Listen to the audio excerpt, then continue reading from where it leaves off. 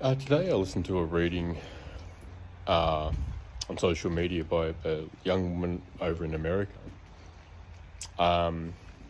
Who's similar in many ways to me, in terms of her values and view on life and experience with being traumatized. A reading today mentioned that one of the reasons my enemies have an advantage over me is the grief I carry. And it was quite a reading. It took me a few goes to watch it through 3 times, and I'm still still processing dealing with the aftermath of that. But it's in relation to what she said was grief is just love that has nowhere to go. And while any of us are weighed down with heavy emotions of grief that we haven't processed yet, we're not we're not as vibrant as we otherwise would be and deserve to be.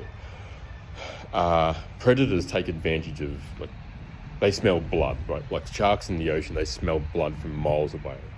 They can read that. They can read that in people, and they're very skilled at hiding, what they're really up to.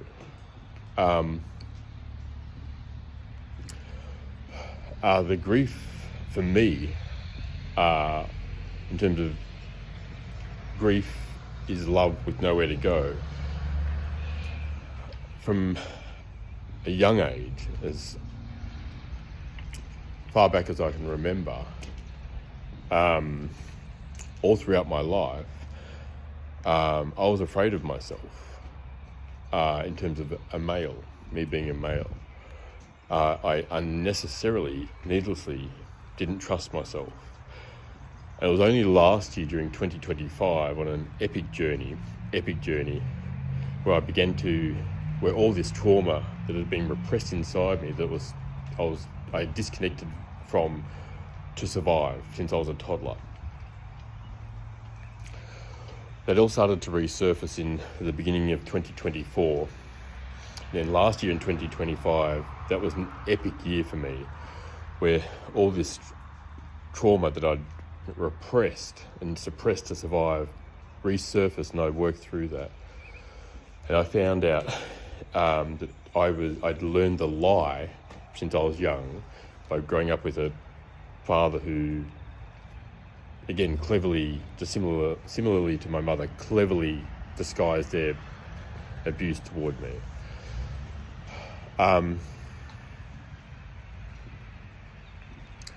So I learned from growing up in that environment in childhood, I learned the lie that all men are bad. And that's why I look back and joined a lot of pieces of the jigsaw and realised why I grew up being afraid of men. And I was in silence as a boy. I grew up in silence. There was no one safe for me to speak with. So I had everything bottled up inside me my entire life. At the end of 2024, before last year began, this process had begun of a lot of stuff surfacing, and I realised that learning the lie that all men are bad, that's why I didn't relate, feel safe with other men. But that also included me. That was just part. That was a subconscious lie that I carried. I wasn't consciously aware that I didn't feel safe because I'm a man, and was carrying that trauma response from when I was little, that men are bad. When I was a little boy, because of whatever went on, I know my father certainly wasn't a safe human being, still isn't. But I interpreted that situation by being afraid of men, and as I said, it was only last year, just over a year ago, that I realised, that included me. That's just partly why I didn't trust myself, particularly as a male. In terms of not trusting myself, as I've been working through a whole lot of trauma responses that need unpacking and grieving one at a time as they arise, this emotional baggage. In terms of love, as we think of that between a couple, that explained why the message I got today from one of my sources, when she said, you know, grief is just love with nowhere to go, I realised, and by the way, she said, you know, it's hard facing the pain, and I realised I didn't feel safe. I felt like I've had the weight of the world on my shoulders my entire life, and so I'm in the process of getting out a lot of repressed emotions that none of us deserve to feel. If we're not responsible for the grief we carry, none of us deserve that. In terms of like feeling I was always innocent. I didn't deserve to feel unseen, unheard. No one needs that. We can't deserve that in life as human beings.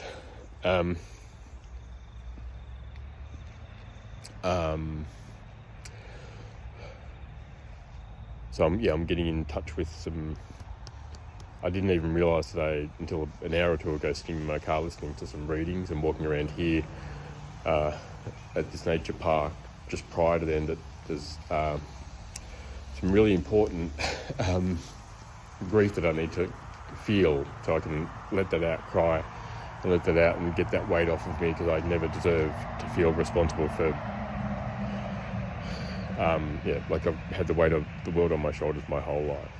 When I was a young boy in primary school in Traralgon, I've shared this memory with a few people last year, but I don't know who this older lady was. She had grey hair, and I was a little boy, and I don't remember seeing her ever again. And she said to me, "You look like you've got the weight of the world on your shoulders." And I didn't respond. I didn't know how to talk. I was carrying so much grief that no child deserves to carry. I didn't know, like so many things. I've always read The Room. I didn't realise that I was trapped inside myself. Didn't feel safe because I was surrounded by no one willing to help me, to speak up for me, to protect me and defend me.